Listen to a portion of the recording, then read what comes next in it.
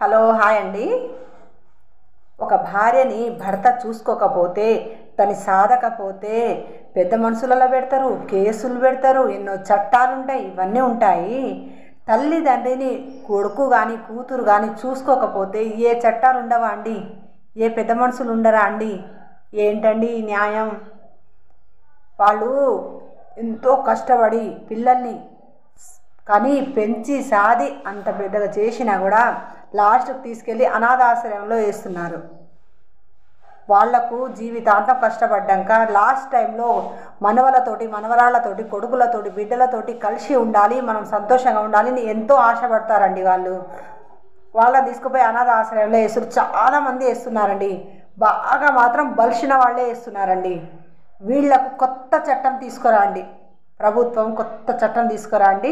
తల్లిదండ్రిని అనాథాశ్రయంలో పెడితే